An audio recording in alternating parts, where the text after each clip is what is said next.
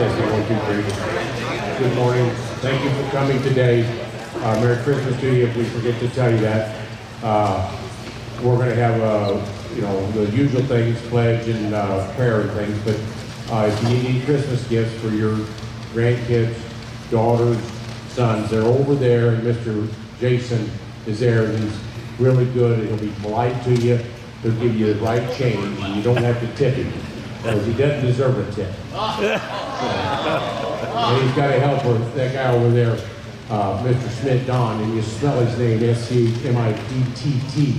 No. I spelled it wrong by 30 times. All right. The other thing, before we get into this, I want, where's Mrs. Atmeyer? She didn't show up today. I was going to pick on her.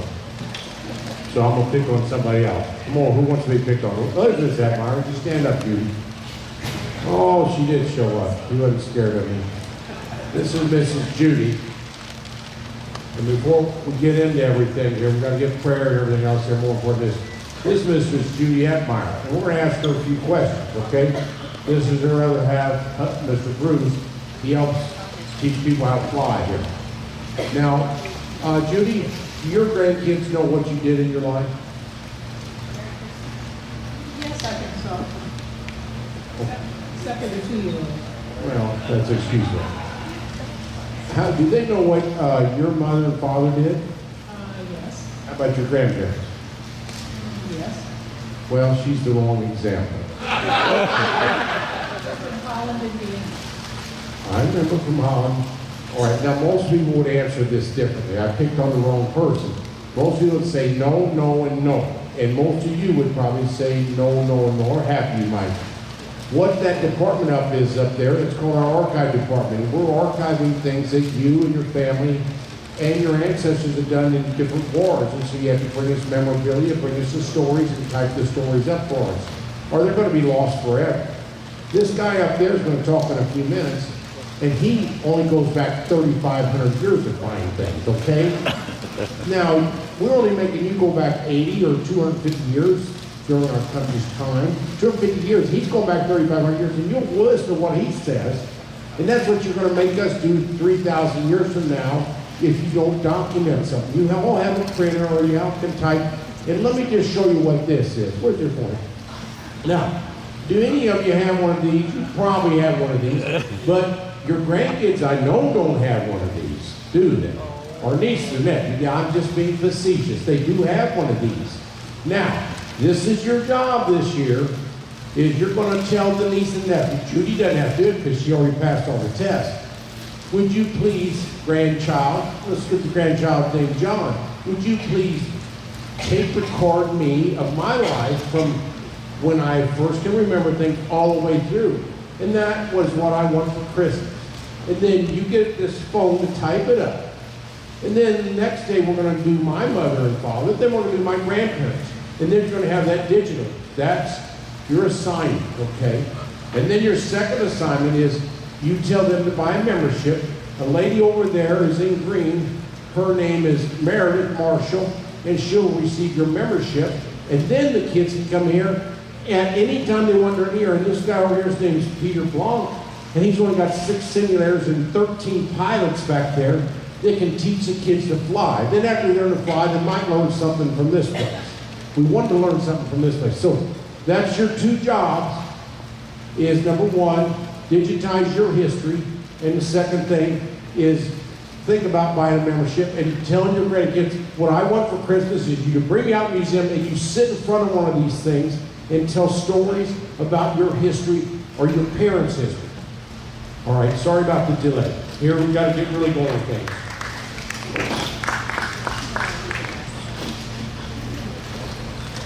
So please, all who can rise, please rise.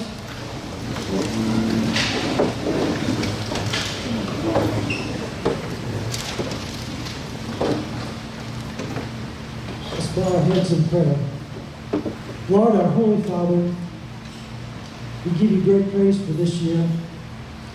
It's a time to reflect and understand the challenges that we were given and the challenges that we overcame with your help, the challenges that may not have been met, and we ask for your strength to deal with these challenges.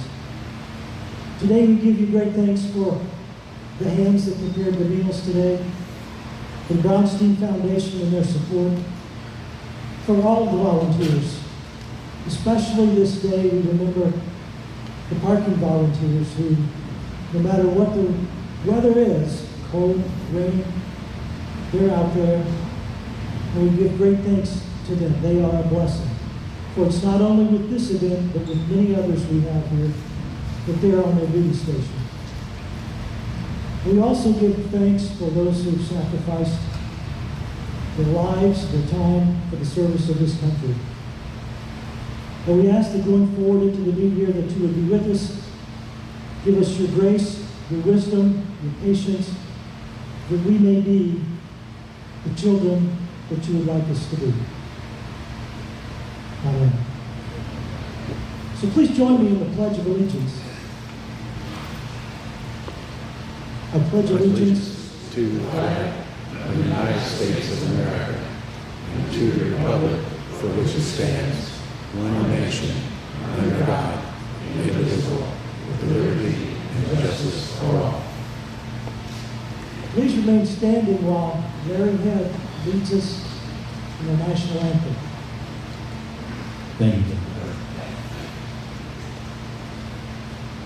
Oh, say, can you see by the dawn's early light what so proudly we hailed at the twilight's last gleaming, whose broad stripes and bright stars through the perilous fight o'er the ramparts we watched were so gallantly streaming, and the rockets red glare, the bunkers in air, gave proof through the night that our flag was still there.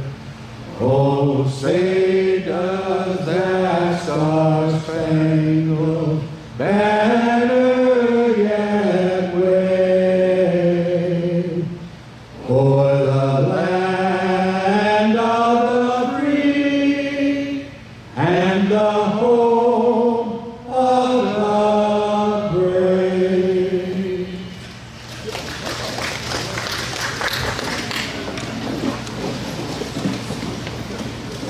Before we start with our speaker, Bruce Green, who leads our volunteers, has a message for us. And it's related to Christmas, but it's a special Christmas, a Christmas from 1945.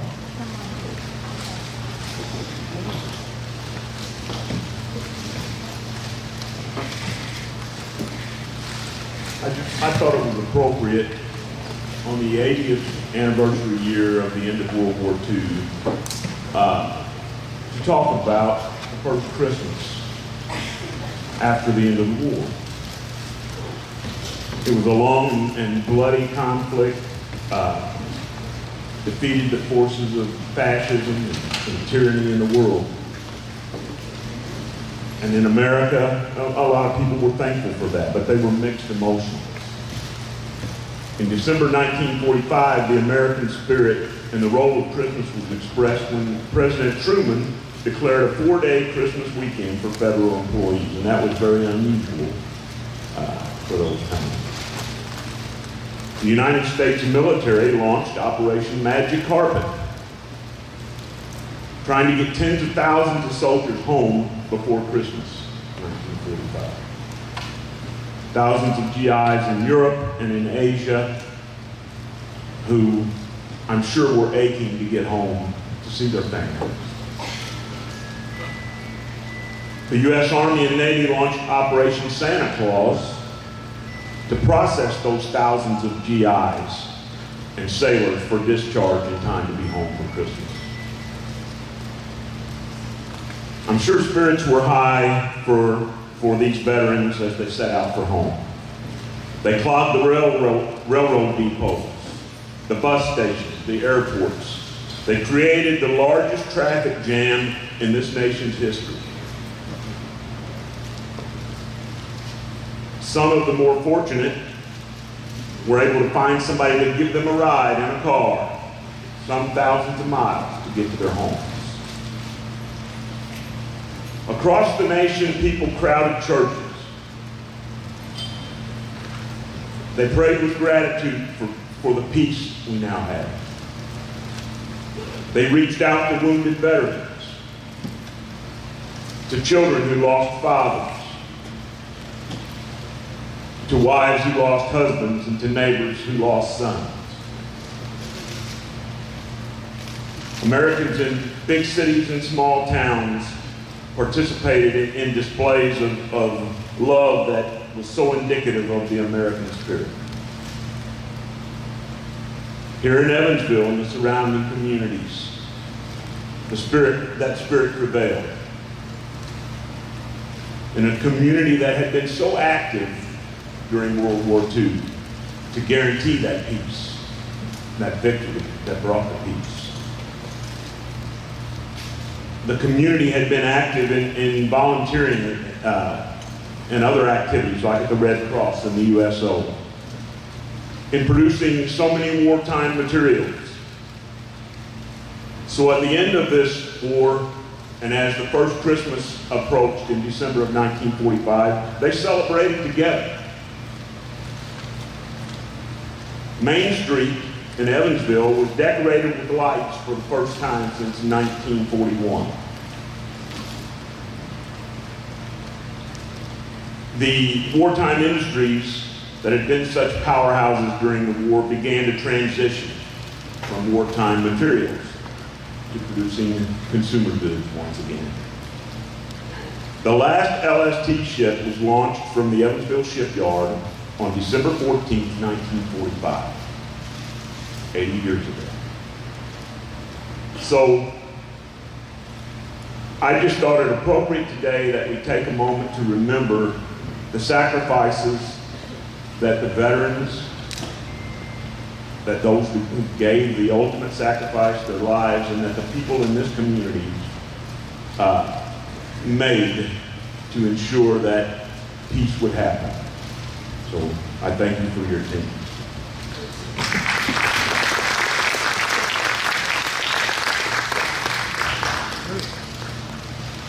Okay, we're going to introduce the speaker in just a second. Two things we have to bring up before is this book just came out. It's a 2025 copyright. It's on Sylvanus Thayer, and he helped start and was instrumental in making West Point start. He's sort of the father there. All kinds of things at West Point are named after him. At Dartmouth College, he was an engineer and other things. But when you look at this book and read this book, somebody gave it to me a couple days ago, very little things are found to document his life. Because what I said earlier, a lot of the letters that he's written to his family, they got destroyed, and so I had to go look at the military records. So all of you need to, each one of you are important, and you have to document your lives. Because I find in this very important individual, very little documentation that we should have. A second thing is, they were on the news yesterday about a new ship. Now, we're going to hopefully name the ship after Evansville. That's what it's about. Your congressman, a guy named Messmer, Mark Messmer, and another gentleman named Todd, Senator Todd, right? Yeah. He was USMC Semper Fi. They're going to try to get a ship named after Evansville. And I think it's probably going to be a Gator Squad. A Gator Squad's amphibious. The three types of ships are named after cities are cruisers, submarines, and also amphibious squads. So they've got a new ship that was just, they've laid the keel on some of them. I think there's going to be about 40 of them. I don't know the cost. You probably wouldn't want to know. But they're going to be like an LST, a little shorter than LST. They're going to call it LSTM or LSM, a little smaller. It's so the Marines can get on shore. And what Churchill saw in World War II, you can't get men and machines on the shore, you can't win a war. So hopefully it's going to be named after Evansville. So if you have any petitions that come your way, you might sign it because it'd be great notoriety for Evansville. And they're doing that because we're called World War II Heritage City. There's 7 entrances to your city, and it has the mayor's name, but above it has a diagram that says we're a World War II Heritage City. And we were instrumental, several people from this museum were instrumental in making that happen, that we got recognition. There's only 39 cities in the United States that are heritage cities. There's only one in Indiana, and that's Evansville. And that's because we went around and got the LST on our side, got us on our side, and made sure that people understood what we do here, or what we did here. If they take $600 million in contracts, that's very important. So I think just so you support that. Then the third thing, if you see we got a green tank back there, that's a Sherman tank that the same one was built or refurbished here, 1600. We take that for rides. There's only 4 places in the country that give you a tank ride. I don't think people are too smart to take the ride because I've been in it. It's not comfortable, it's hot, it's bumpy, and you got to get out once you get in. But it's $100 a ride, and we're overbooked for 3 months. But now the engine's not in good repair, so we have a new engine here hopefully in January. But we've had a fundraising that started a month ago. I know you're going to hear this from your preachers too. And we got an anonymous donor to give us $100,000. Right now, within about 25 days, we're at $82,600 today. So if you have any extra change, you can write us a check. And whatever you give, if you give us $1,000, that's really worth $2,000. Okay, we double your amount because of the match. And that's going to pay for the engine, and it's going to pay for refurbishing that. And I think it's valuable for Evansville to have that. Only 4 places in the country do that. And give you rides on one of those. So you can donate this year or next year. If you already donated this year, you donate next year. The match lasts till January 20th. Now, Snobby's an accountant, and he can say you can write it off. It's a 401k, so you can write it off. So instead of giving $1, you might be giving 40 cents or 60 cents or 70 cents. All right, that's enough of that. This guy's going to talk about a lot of things he studied. He's only studied 40 years. He's sort of an egghead, a bookworm, whatever you want to call him. But he has studied all this stuff. How anybody could study this long, I don't know. But if you read the Iliad and the Homer and the Odyssey, a lot of those things, even though we think they're fiction, they have some validity, and he will probably tell us about that, about the ancient wars in Greece. And remember, a lot of our logic came out of Greece 400 BC, but he's going to talk about 3500 BC, where they were very important in the world, where we thought that was the world at that time. So this is Patrick Thomas, University of Evansville professor in archaeology, and we've had 2 of our curators here come from the archaeology department at U of V. And so they teach these kids a lot of how to curate things and how we save things and properly digitize things. So what he's taught kids and what they teach kids over there and also USI is very important. So this is Dr. Patrick Thomas.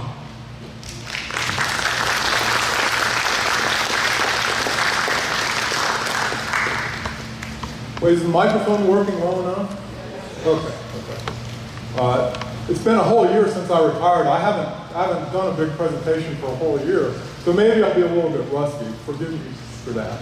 So the place in Greece I want to talk about is the site of Iklaina. This is a Bronze Age site in Greece. It covers part of the Middle Bronze Age and the Late Bronze Age, roughly about 1800 to 1200 BC or so. And the thing here is that as you get closer to 1200, that's the period of time that the Greeks imagined the great events of the heroic age, where you had guys like Theseus, for example, Heracles, the Iliad and the Odyssey. They imagined all of it as taking place roughly during this period of time. So although this isn't primarily about warfare, I do have some warfare angles in here for you. And by the way, am I going to talk about every blessed wall?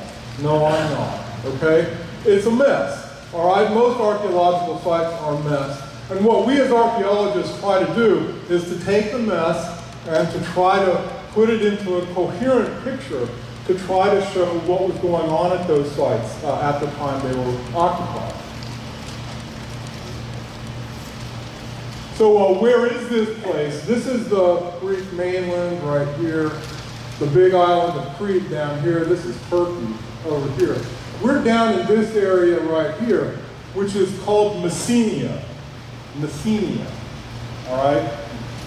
I'm going to mention another site called Mycenae, which is up here. Messenia and Mycenae are in totally different regions of Greece.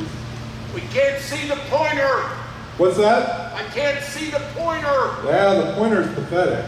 You think maybe, I'm wondering if maybe my pointer might not work better. I don't know if I can do two-handed or not.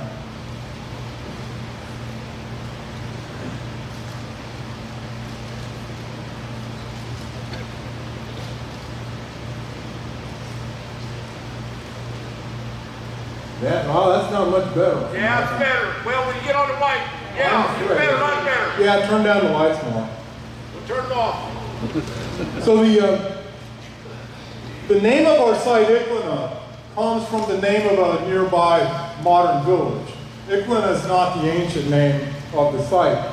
The village is about right here, and then our site is about 1.5 miles to the west of that. It's very close to another major Bronze Age site in Messenia. This is Pylos, where the famous so-called Palace of Nestor is. We're only about 4 miles away from that. All right, so the Iklaina archaeological site that I've been working for is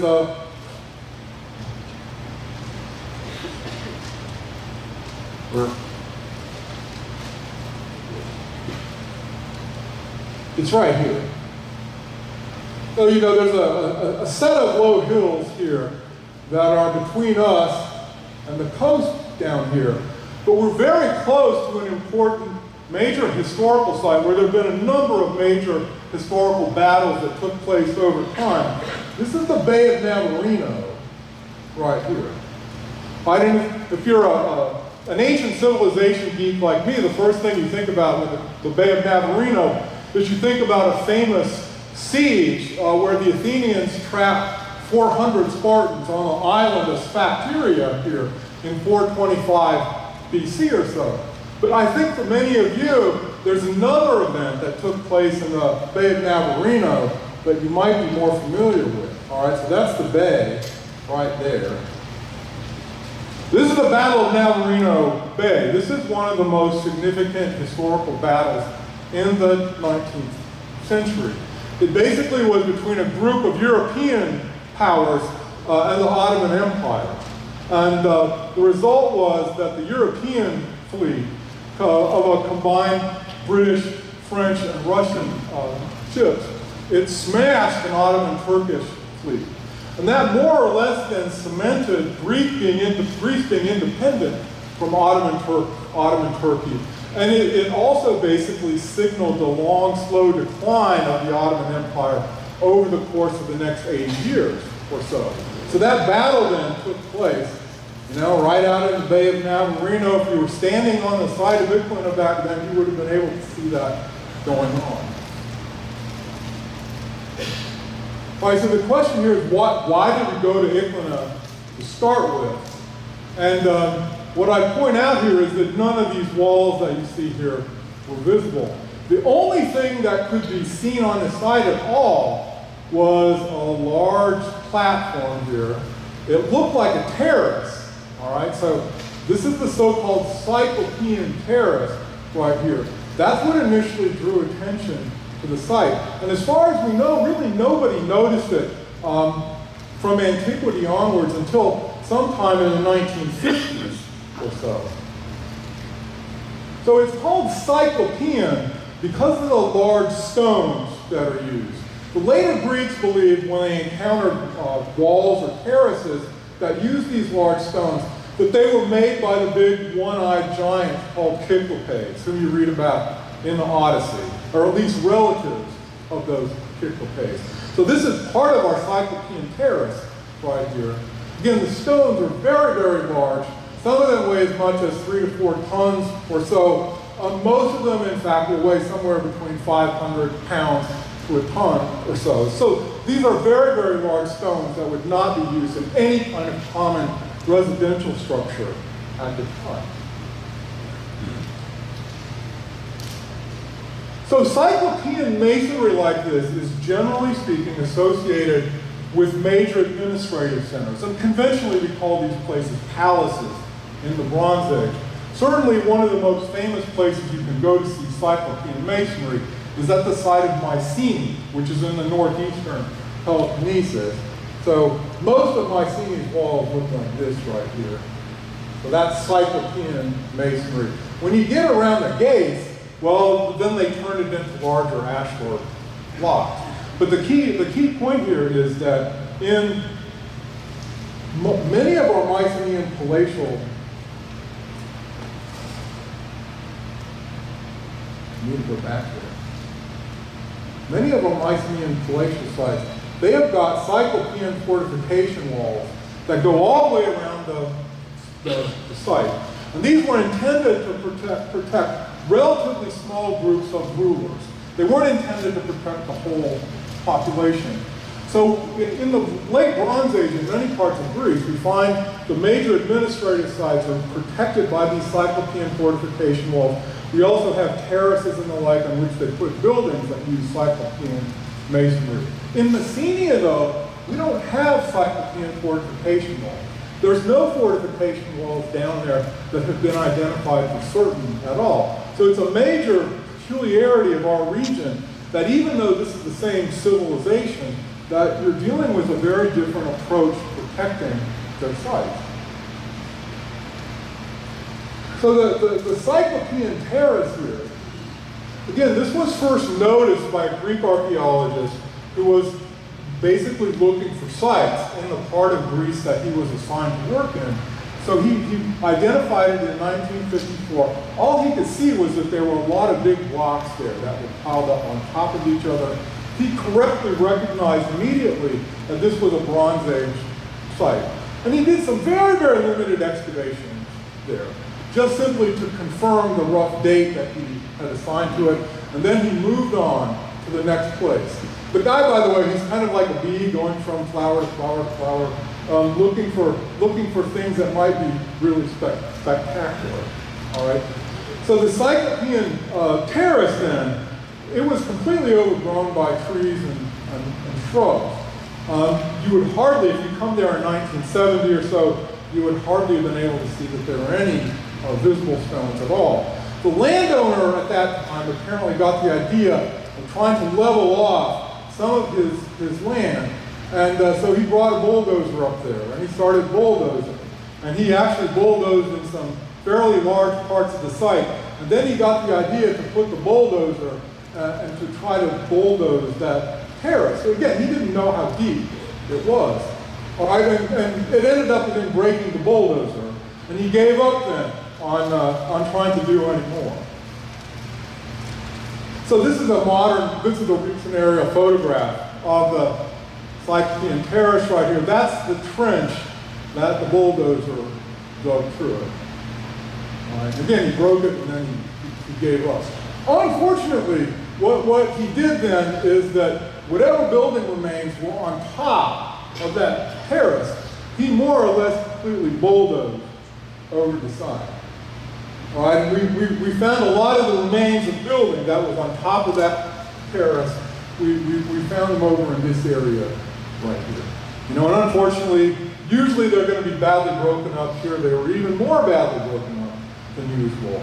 But lots of pieces of stone, of mud bricks, those were used to make the upper story walls, painted plaster of all different kinds, and then also a very large amount of wood as well. Wood was used both in the walls and then also in the beams of the roof. So our director here, Michael Kosmopoulos, who is a member of the Greek Archaeological Society in Athens. This is a scholarly group in Greece. He's a professor at the University of Missouri, St. Louis. He then put together a project in the 1990s to investigate the area of Iklaina, first to find out what was around there, and then to turn to excavations at the site. So this is Michael here, who's, I don't know, he's maybe 4 or 5 inches shorter than I am. He's still about 8 inches or so above the very base of the foundations down here. So this thing probably stood somewhere in the neighborhood when it was intact The terrace itself, not the building on top of it, the terrace itself was probably somewhere in the neighborhood of about 15 feet tall or so. This is a very, very substantial structure. And again, in this part of Greece, it's unparalleled. It really is. So the project then began with what we call a survey. This is where you go out and you walk around in lines and you're looking for archaeological remains. You're looking for things like walls, pits, pottery, stone tools, and the like. So that was the first phase of the project from about 1999 up until 2004. All right, and then that's been published, and then he turned to the excavation of the site. That then started with a couple of trenches in 2006, but the first major excavations didn't start until about 2009 or so. So one of the big questions that Michael had in mind was not just what's going on at this particular site, but what was its relationship to the major administrative center at the Palace of Pylos, which again is very, very close by. Okay, so the gray area right here, this is Iklaina right here. This is the area that Michael and his team surveyed. So this Google Earth that I've got here, this is Iklaina. This is where the Palace of Pylos is. This is only about 4 miles. All right, so it would make sense that those places, since they're both occupied at the same time, they've certainly had some kind of relationship with each other. So when excavations started at Iklaina, some of them again were directed to the area around the Cyclopean Terrace, but he also had purchased a lot of property around it. So they wanted to find out, what did this whole town look like? You don't have to go but maybe 6 to 12 inches below the modern ground surface to start finding walls. All right? They're all over the site. It's a blizzard of walls, basically. Here's another excavation shot right here. You know, old timers like me, when we see them using these screens, oh, come on. You're supposed to dig in the sun. You're supposed to get sunburned, and you're supposed to suffer. You're supposed to get dehydrated. This is kind of wimpy.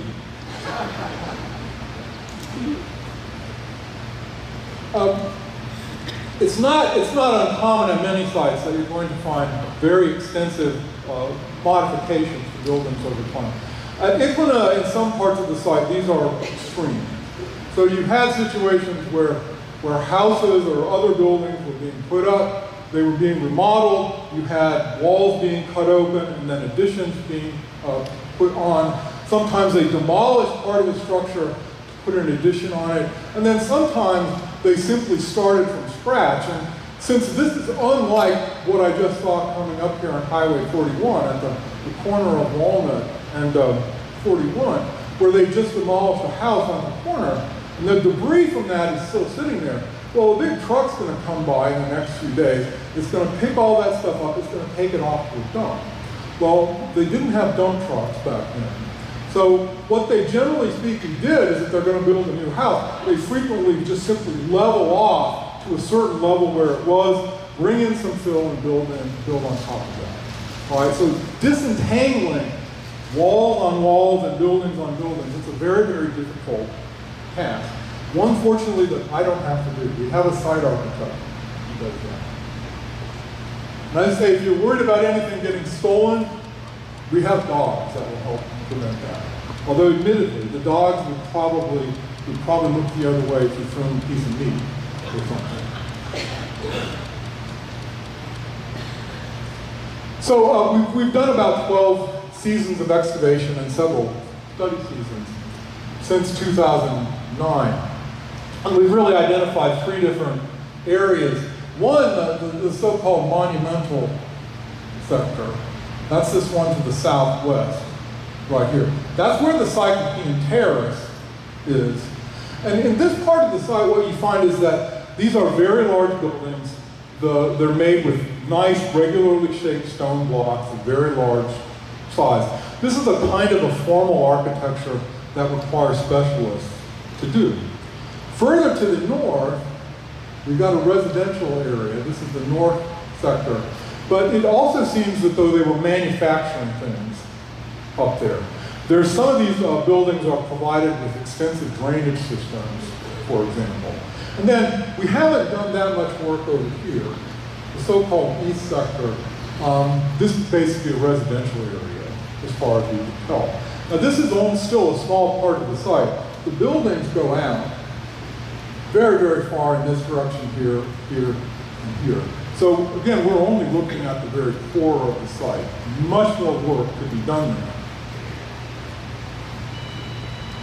All right, so I wanted to focus on what do we think was going on that Cyclopean terrace.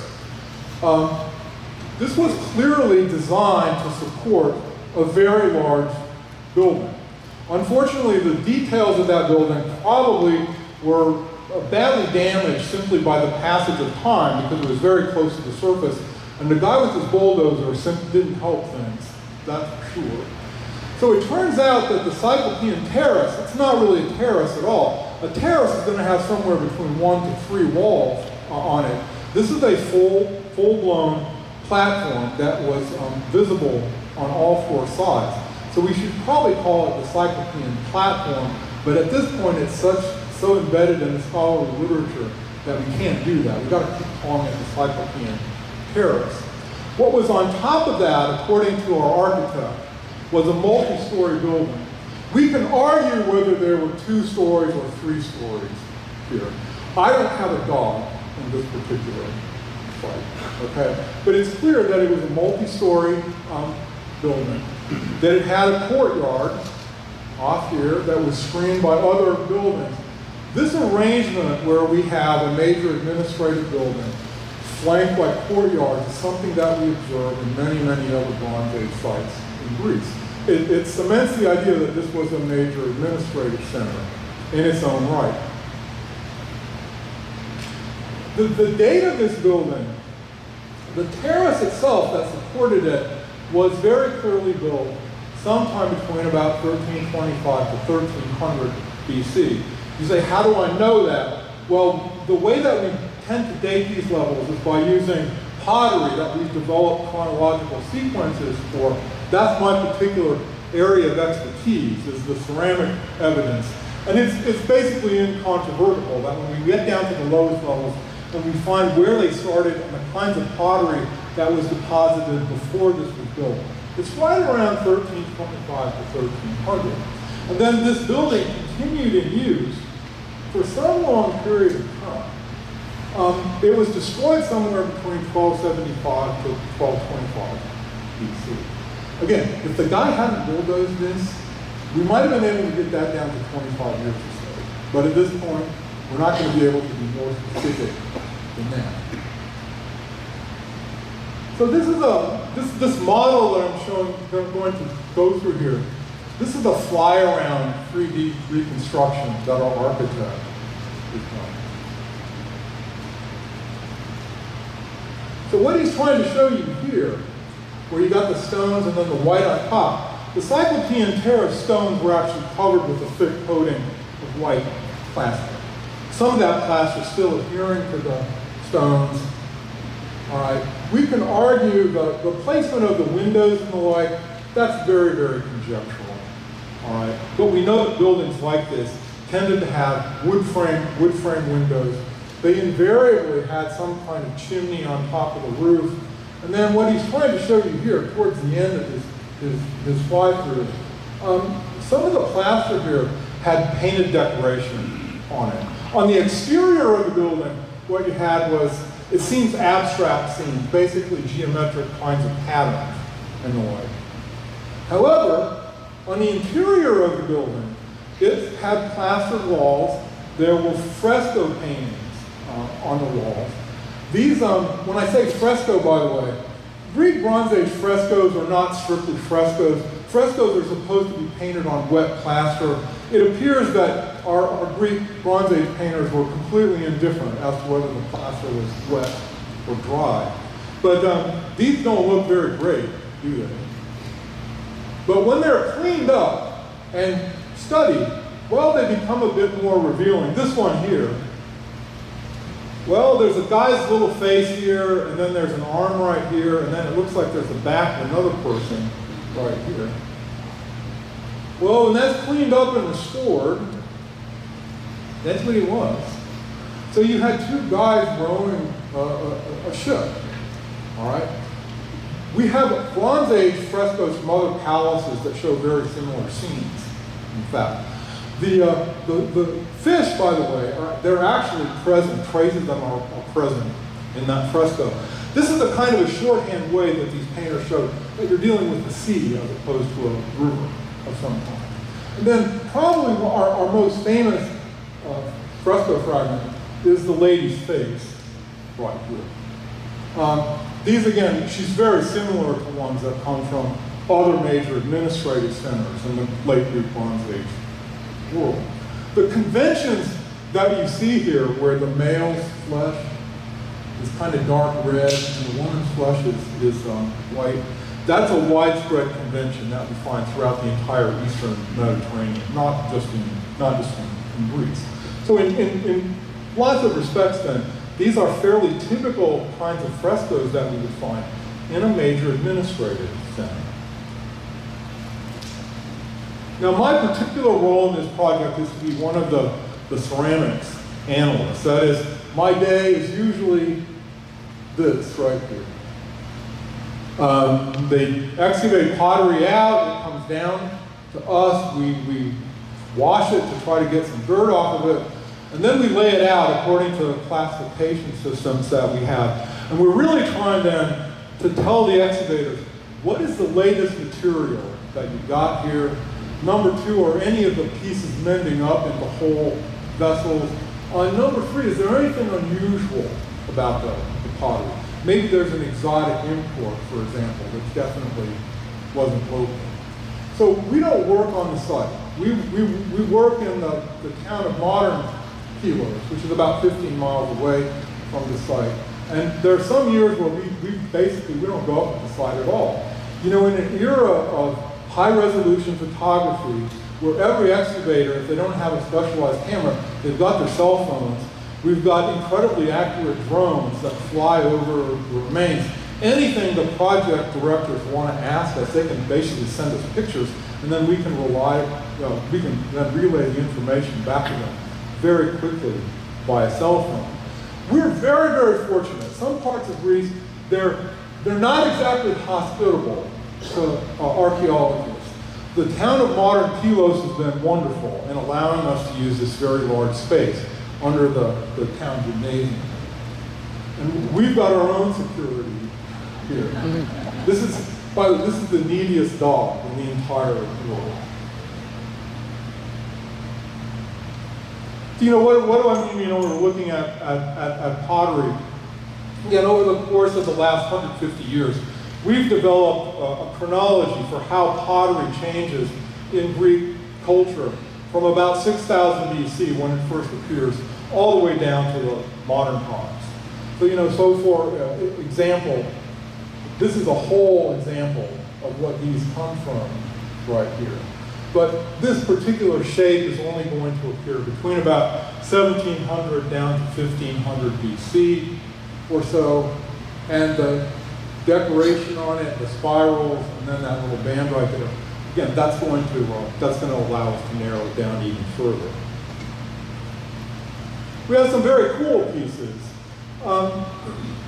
The Bronze Age Bronze Age period of the Greek mainland, well, it had a very close relationship with a civilization called Minoan on Crete. And the Minoans were very, very big on sea creatures of different kinds. And that then spread, that interest in them spread to the Greek mainland. So this is an octopus right here. There's the head. That's one of the tentacles right there. There's another tentacle over there. This is an imitation of a Minoan octopus. And the shape of the vessel that we got right here, called a Wartime, this is also an imitation of a Minoan pottery type. As you get down further in time, the pot shapes change. So this is a whole one of the type that's called a kylex. It's got a big bowl up top. It's got a solid stem here, and then it stands a foot. This is one of our solidly painted ones from Iklaina. The paint on our pottery is not very well preserved. The region of Messenia is kind of famous in the later Bronze Age for its potters not taking a lot of care in preparing the surfaces of their pottery, and the result is that paint flakes off very, very easily. This is one of the very latest pots that we have from this site. It's called the deep bowl. All right, and these things then come down very close to around 1200 BC. This is around the time that Iklaina was abandoned and that the palace of Pylos, which is further to the north, the palace was destroyed in a violent manner. Now, the vast majority of our pottery was never painted. It's unpainted. So we get tons of these small vessels, conical cups.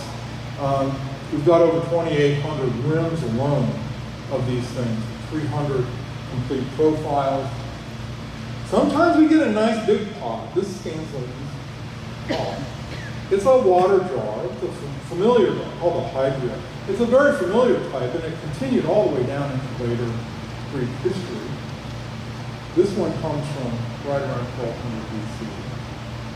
And then there's some very odd things as well, like this. This particular shape, the high handle on what's basically a jug here. This has very few parallels outside what's found at the palace at Pylos. And I would say, if you pointed a gun to my head, I would say the ones that come from Pylos and this one right here, they were almost certainly made by the same potter, right around the same time. It's that peculiar.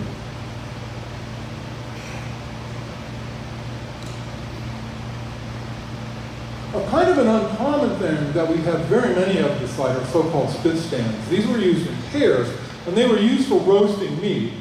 So the scallops here in the rooms, that's where you put one end of your metal skewer, and then you have the meat on the skewers, all right, and then the things are used in pairs. It's clear that there is an awful lot of roasting of meat going on our sites. And one of the things that's become clear over the course of the last 30 years or so in the late Bronze Age archaeology of Greece is how very interested these palatial administrations were in having big festivals where they basically featured large quantities of meat being provided and then also lots of wine as well. We see this as a kind of a way to build social solidarity. So I want to go back then, as I'm getting down to the end here, I want to go back to what's the relationship then between the major palace of Pylos up here, where there have been some spectacular discoveries nearby over the course of the last decade or so, to kind of cement the primacy of Pylos as the major site in Messenia versus our one at Iklaina right here. But we're also very special in that we've got the Cyclopean terrace buildings, and there's nothing like that at Pylos or at any other site in Messenia, as far as we can tell. So the Palace of Pylos, if you're in Greece, you certainly want to go see this. This was excavated by American archaeologists beginning in 1939, picking up again after World War II, and then they've done work all the way down to the present. In order to protect the palace building itself, they have recently put up a very, very large metal shed over it. Now, this is one of the cleverest ideas ever, and that is, in order to protect the surface of the palace rooms from having tourists walk on them, they've got suspended walkways so that you can go all the way around this thing. You can get a very good idea of what it looked like without damaging the structure. This is the main room of the Palace of Pylos right here. It's conventionally called the throne room. But the big round object that you see in the middle, this is a plaster hearth on which they build a big fire. On top of this, there would have been an opening in the ceiling, and then the smoke would have exhausted out through a chimney on the top. The four circular depressions around it, those were for wooden columns that then would have supported the kind of the balcony, the upper story. So again, in the area of Messenia, in the southwestern Peloponnesus, we don't have fortification walls. They have looked and looked and looked at Pylos in particular fortification walls, and so far they've come up empty. Again, this is a very different situation than what you have in other parts of late Bronze Age Greece, where you had monstrously large fortification walls being built, so that sites could protect themselves from each other. The Pylos Palace was destroyed in a fire sometime around 1200 BC. And again, that's based both on the kind of pottery that's found in it, and also radiocarbon dating as well has confirmed that. Now, one of the characteristics of a palace in the Greek Late Bronze Age is that you're going to have a 3-room structure that's kind of at the core of it. This is it right here, where it's got a little porch out in front, a narrow room behind that we conventionally call the vestibule, and then the so-called throne room behind it. This is about 80 feet from the front to the back, and it's about 30 feet wide. Well, the Cyclopean terrace at Iklaina, by sheer coincidence, is about 80 feet long and about 30 feet wide or so. Now, my director, Michael Cosmopoulos, would like to restore a palatial structure like this. It wouldn't be as extensive as what we've got around here, but he would definitely like to restore one of those there. The problem is there's no direct evidence for it, but it's certainly, the dimensions are certainly interesting. This is a reconstruction of the interior of the Pylos throne room. There's some imagination involved in it. But the Pylos Palace's walls were in fact covered with frescoes. There's no doubt about that. They're better preserved than the ones that we have at Iklaina. So sometimes you can even make a kind of a coherent reconstruction of a larger scene. The ones that were in the so-called throne room, you had animals like lions and some deer, and then there's some mythical creatures, griffins, over here. But there are many other rooms in the palace that were painted. You know, and here's the warfare angle right here. These Greeks who were living in the late Bronze Age, well, they were not living in peaceful harmony either with nature or with each other.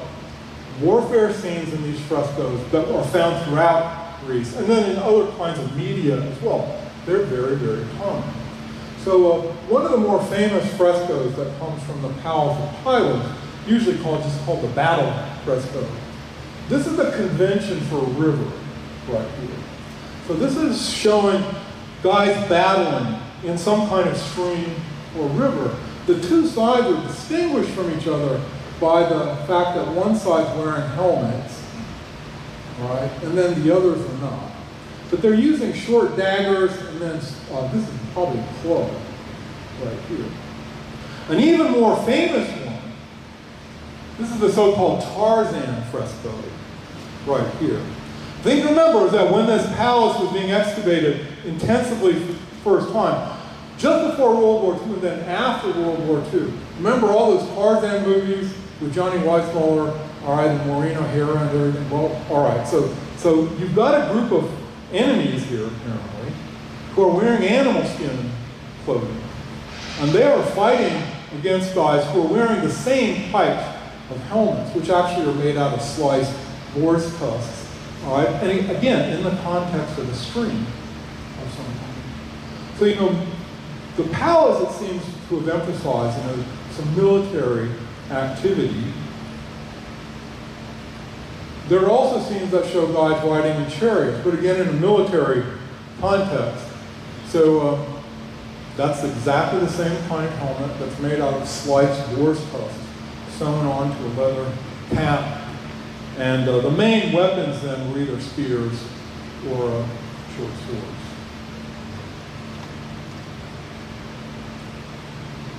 So if this is all that we have, we could make up a lot of stories about what the relationship between the two sites were, but we wouldn't have a whole lot of evidence to ground it on. But there might be more, in fact, because when the Palace of Pylos burned, its documentary records, which were written on clay, those things were fired by the fire that destroyed the palace, and they were preserved. Ordinarily, these tablets that were used in the Greek late Bronze Age, ordinarily they didn't fire them. They basically seem to have made them very quickly, smash down some wet clay, you write in the wet clay, and then you dry it in the sun, and it appears that they only kept these records around for about a year at a time. Then they simply threw out the old records, they copied over whatever they needed onto new tablets. But they didn't have any kind of long-term archival records like we find in Near Eastern or Egyptian tablets. So these are some of the tablets that were found in Pylos. Carl Blagan, the American archaeologist who excavated it, found the archives on the palace in his very first morning of excavation in 1939. That man, he had the greatest luck you can ever imagine throughout his career. This is one of the mended up ones. So again, one of these really got broke, and then part of it really got roasted. The other part went upside down, all right, and it was protected from the direct flames. The kind of writing that's found on these tablets is referred to as linear bead. It's a kind of a writing system that was used to write an early form of Greek. The thing about these documents is that they are bureaucratic records. Think about a time when we were more reliant on paper for our records. It's like you're trying to understand what was happening at the University of Evansville, let's say in the middle 1960s, and all you had was a part of a file drawer from the chief financial officer's office, where probably about 2/3 of it had been destroyed in the fire. All right, it's not going to tell you much about what was going on in the classrooms, but it might tell you something about the finances, the personnel, anyway. So we're dealing here with definitely bureaucratic records that were written by bureaucrats for other bureaucrats. They contain absolutely nothing regarding mythology, history, or anything like that. All right? Well, you might say, is there anything about Iklaina that might be preserved in these tablets? So to make a long story short, this part of if you were deliberately devising a writing system to write ancient Greek and to make it as confusing and awkward as possible, you could hardly do better than linear B. This basic writing system was adapted from the one that the Minoans on Crete had developed to write their own non-Greek language. All right? And the Minoans' language, it appeared, was very, very different from Greek. And the adaptation of their writing script to Greek makes it very, very awkward to read. But over the course of time, basically from the 1930s into the 1950s, a number of people worked on deciphering these tablets. Two of them, Alice Kober and then Michael Ventris, usually given credit for the final kind of deciphering. I think they demonstrated everybody's satisfaction that this is in fact the Greek language, and we can probably understand about 80% of what's in it. So these linear bead tablets are found on Crete in the palace at the site of Knossos, when it was ruled by Greeks from the mainland, from Mycenae, Tiryns, Thebes, a number of other powerful late Bronze Age sites, but then also Iklaina. So in 2011, they discovered a tablet at Iklaina. It's a very fragmentary tablet. All right, and well, this is one side of it. This is the reverse side of it right here. This is a heading up here, and it simply means completed. Underneath, there would have been a list of whatever it was completed. The other side has got a man's name right here, followed by the number 1. All right, so you know some linear B now. You know what 1 looks like. All right, and then underneath there's another man's name, part of it, anyway. This doesn't look like very much, but the key point here is that linear B tablets are not found at a regular site. They're only found at the major administrative types of sites. So this one has been well published. It's possible, but I'm not supposed to talk about it, that there might have been another one that's discovered.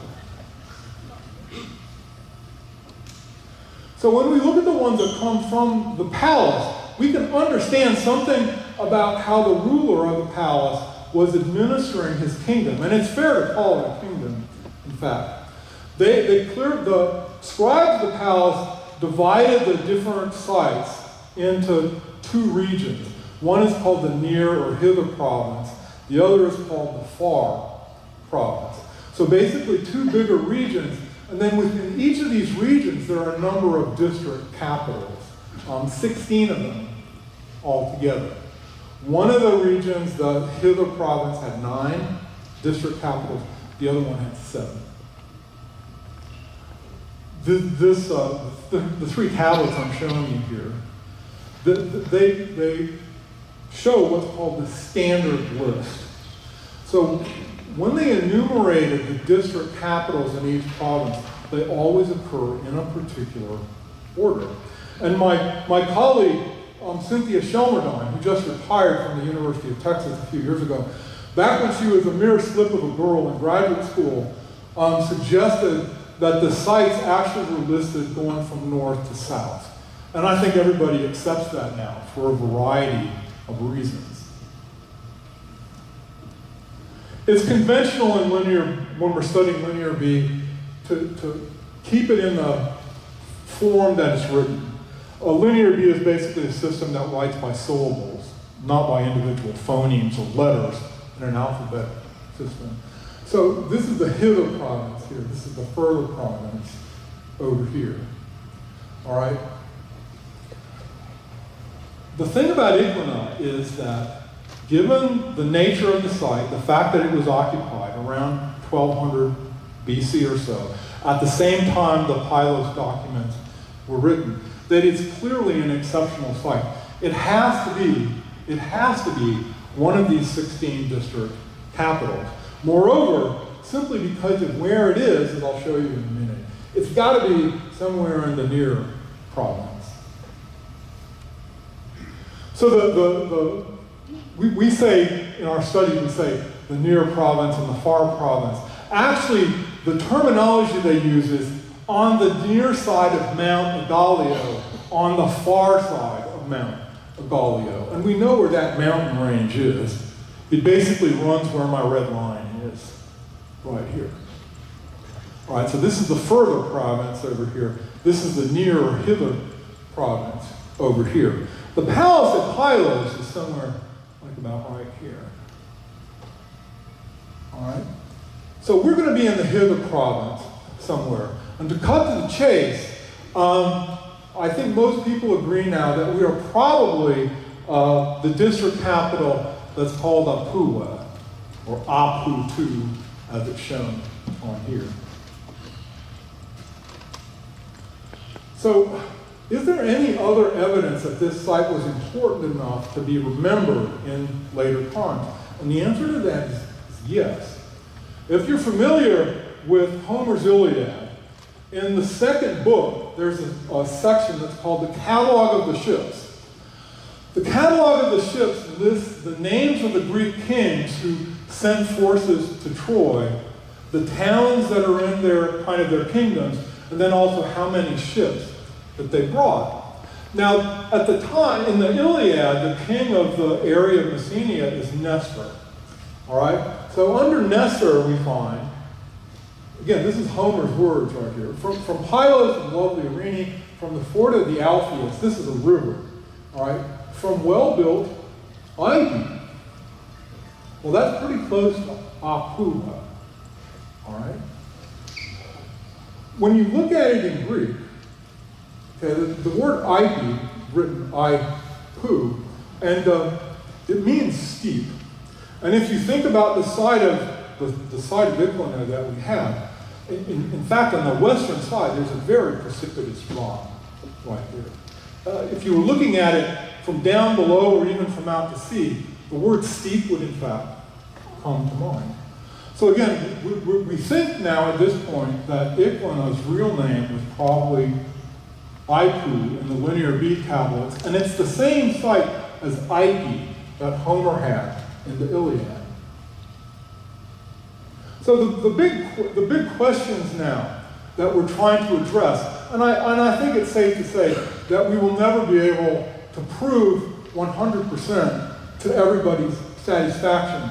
But the basic issues that we're trying to think about here is, when did Iklaina, that is Ipu, when did it come under the control of the Pylos palace?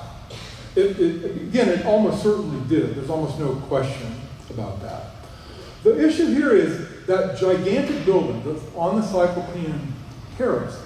Was that a building that was constructed before Pylos came to dominate the site? And if that's the case, it would mean that Iklaina initially was perhaps a small kingdom of its own. All right? And then the destruction of the Cyclopean Terrace building, that then might represent an incursion by the folks at Pylos coming into here, knocking down a rival building, all right, and then taking over the rest of the site for themselves. That's in fact, that's the idea that I think our site director would like, that we had here a kind of a proto-kingdom that eventually lost out to a bigger one. Another possibility, though, is that it was taken over at some point earlier, and that the Cyclopean Terrace building was in fact a project of the palace at this particular site for some reason. All right, and it's going to be very difficult to decide between those two positions, one way or the other. I think our director, he's built a very good case for the uniqueness of this site in relation to Pylos and the other district capitals. But the exact chronology is something that we don't have a definitive answer for. So, you know, as academics, we're always looking for excuses to do more research and get more money in grants. All right, here it is right here. We need more time, basically. Thank you very much.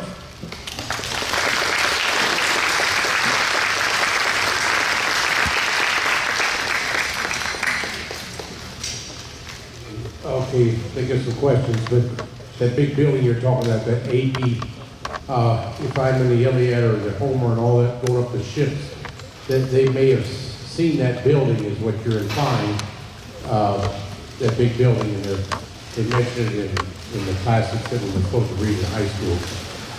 Well, the site might be mentioned, not that building, though. One of the contrasts here is that the way that Homer describes this period in the Iliad and the Odyssey bears very little resemblance to what it was actually like.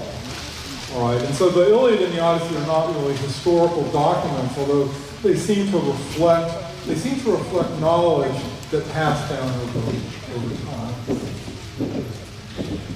time. It shows how much, I would say you probably have 50 workers and you probably got 50 acres, so the yearly salaries there were probably $1.5 million.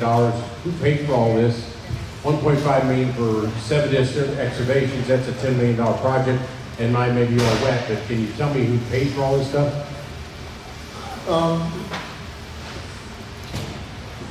Part of it came from private funding, the Institute for Geometry History, number one, generous private donors, number two, who don't want to be named, a number of other private foundations. What helps is that the Greek government would basically prevent any kind of development on this site. So the landowners cannot do anything more with it at this point. It's like you keep it in olive trees, or you're not going to build a house on it.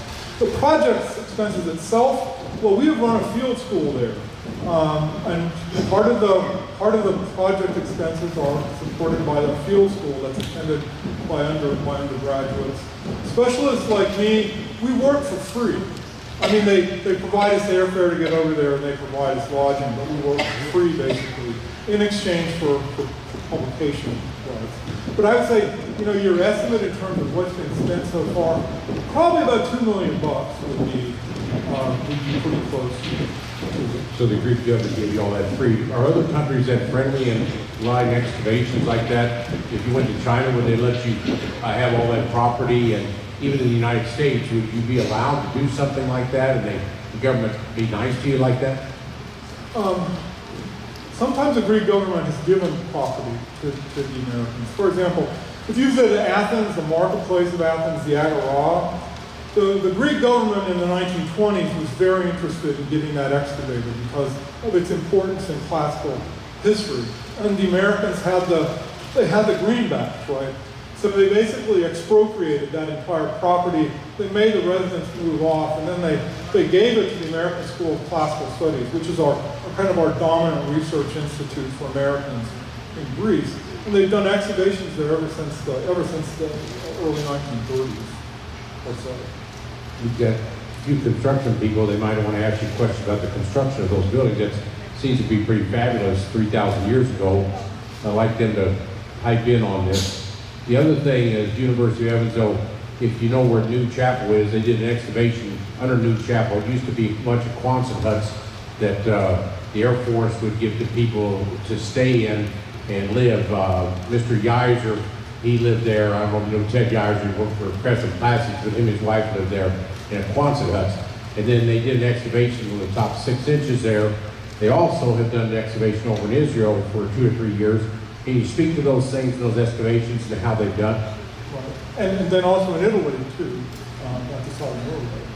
Now, for the Tin City site on Ewing, Kansas, there are people in this room who are old enough to remember that from when they were kids, basically. Before New Chapel was built, there were these Army Quonset huts that were placed out near Wildwood Avenue.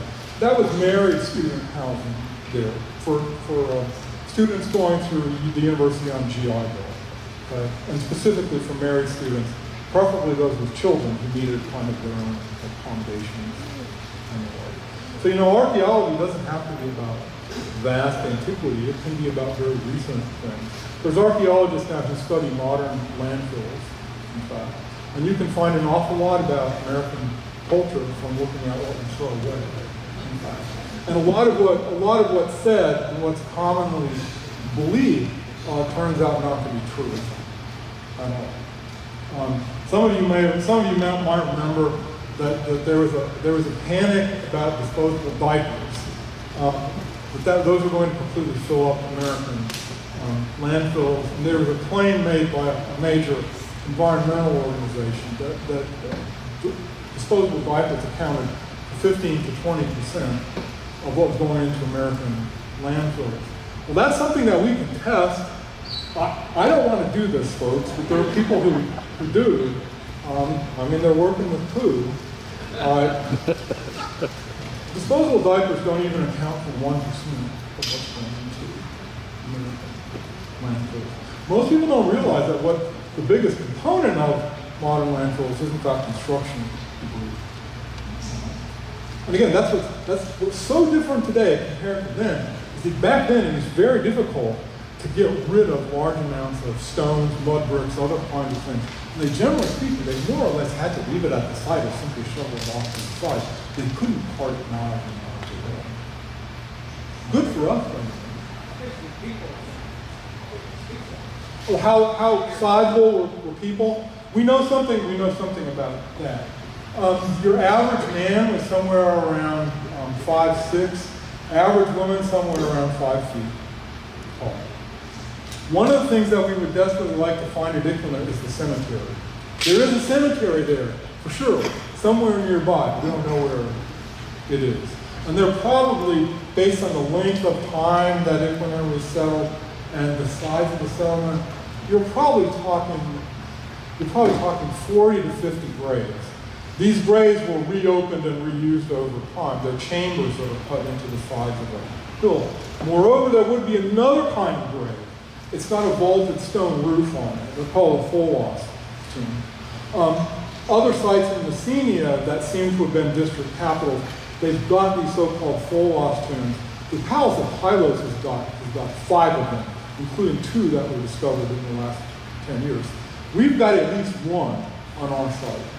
But where it is, nobody knows. Unfortunately, you see how hilly it was. Unfortunately, the openings to these things are probably covered over with tons of stuff that's eroded down the hill. And it's going to be a matter of luck to find them. Pat's volunteered at the Angel Mounds for probably 10 or 15 years. Can you tell the people how important Angel Mounds is in Indian culture here in 2 minutes? This is, no, I don't have a hard time proselytizing Angel Mound. This is really one of the major Mississippian sites in the Midwest. We're incredibly fortunate to have it.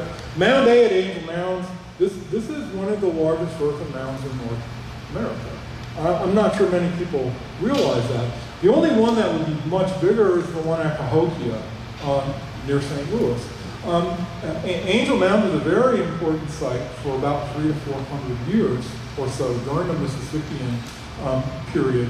It's been excavated extensively, but only 2% of the entire site has been excavated. There's a tremendous amount more that could be done there. And one of the things that makes it so ideal for archaeological research is that it basically got taken over, at a stage before deep mechanical plowing with tractors took over. So the result is the remains tend to be pretty well preserved compared to other sites. There's a tremendous amount of material that's come out of it.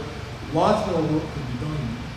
Tell us about the new site over in Mount Vernon that's pretty historical. Isn't there a new one over there that we can't get to yet because it's under private property? That's really part of it is private. Part of it is private. What's that importance to? What is that? Well, that site in particular is important because it's got a much wider range of material. It's got everything probably from about 2000 BC all the way up to 1600 to 1700. Same Indians, Mississippi Indians. Well, no, even pre-Mississippi Indians. In fact, the state of Indiana is slowly trying to acquire that property.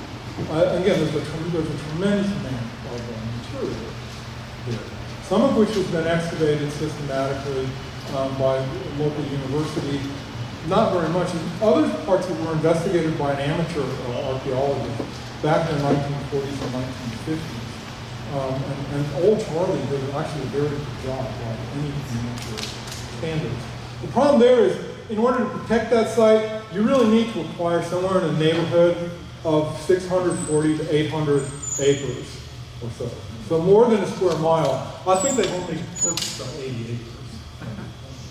A Range Rover needs to be moved. It's out there. It's, license plate 2678-910-3073.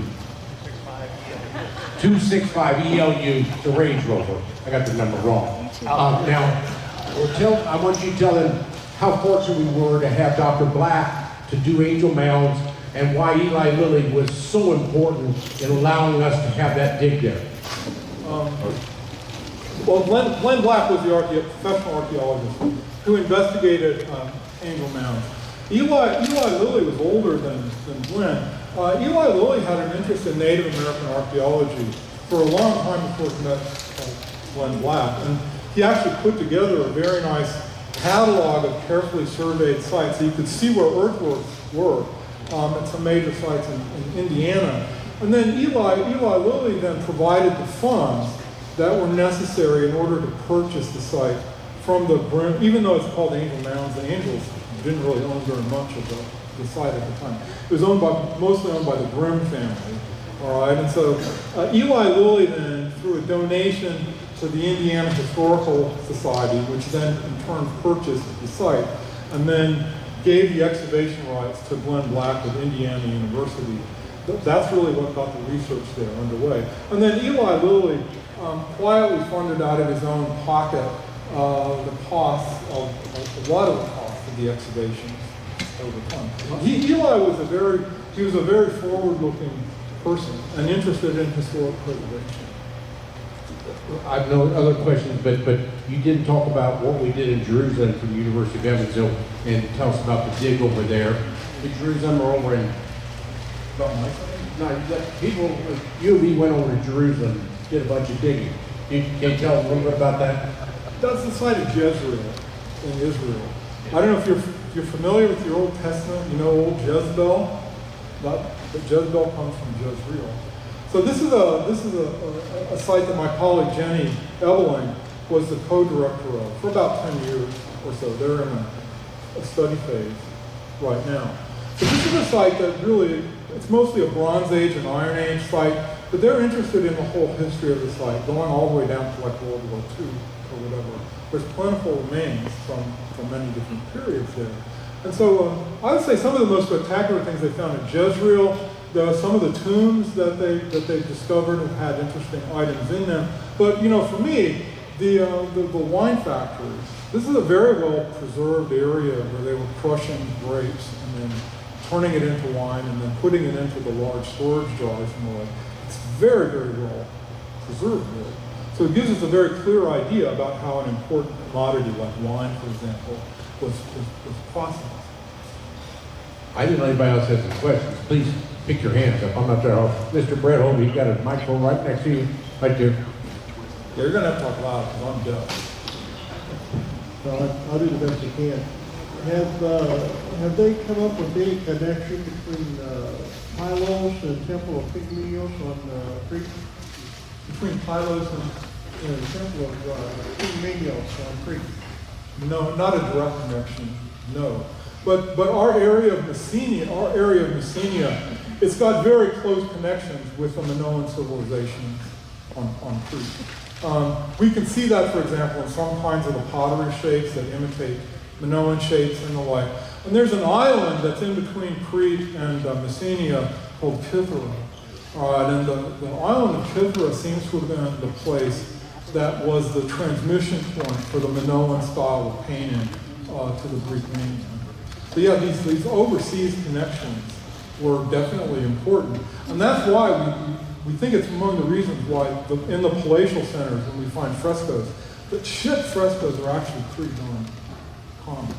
And the whole ideology of traveling by ships, we can see that in the Linear B tablets. So the palace basically had a fleet, and had personnel who are specifically listed as rowers in particular towns that are supposed to provide X number of rowers.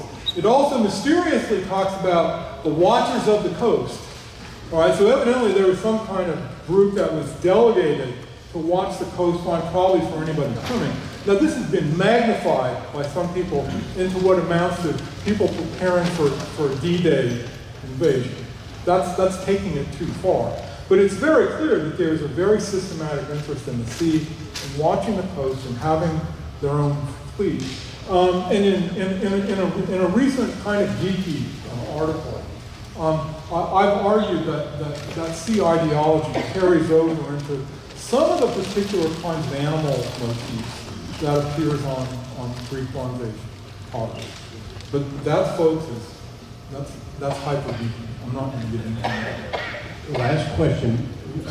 Mycia, or if I pronounce it right, from 1600 BC to 1200 BC, that was really important in civilization at that time. Because that's what you're studying, you're doing 1200 BC, but between 1600 and 1200, wasn't that very, very important? Yeah. And can you tell them how important that was? Well, that's the time of the flowering of this late Bronze Age culture on the Greek mainland. We usually call it the Mycenaean civilization after the major site of Mycenae in the northeastern Peloponnesus. But this is basically, they came out of a very long, several hundred-year cultural recession in which they lost contact with the outside world. Life was reverted to living in very, very small villages from what it had been before. And then over this 400 to 500 year period or so, you got the creation of these palatial societies that were comparable to the ones that you might find in Egypt or the Near East and the like. Although certainly Egypt was much more populous than what we had on the Greek mainland. What we find the same kinds of monumental architecture, writing systems, extensive imports from other places. All right, so this was in fact a very important time. And then after 1200 BC, well, all our palatial centers on the Greek mainland are destroyed. And they go out of business. And then there's really then no sign of an organized state for another 400 years or so. And that's when your Greek city-states that you know and love, like Athens and Thebes and those places, that's when they started to organize themselves. But on very, very different lines, in fact. Ones that were specifically not based on having a king at the time, but rather in which sovereignty was embedded in the people as a whole. Okay, we've got another talker in January. His name's Dr. John Bazal. He gave us that plane. He gave us those patches, he gave us that car back there, he gave us 2 or 3 other cars. He's gonna talk about stamps and something else in the wars, how important stamps are in the wars, more in the 1940s or so. He's a Mr. Collect or Dr. Collector, but he's in January the 2nd or the 3rd Thursday of January. We'd love to have you. Same recipe, maybe a little different. And I want to thank Mr. or Dr. Pat Thomas here for doing this. Thanks for having me out.